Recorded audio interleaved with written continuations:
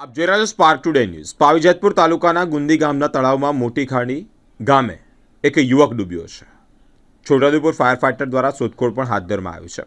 પાવીજેતપુર તાલુકાના ગુંદી ગામે માલકર નદીમાં મોટી ખાંડી ગામનો યુવક સવારે 7 વાગે ડૂબી જતા ફાયર ફાઇટર દ્વારા શોધખોળ હાથ ધરવામાં આવી છે।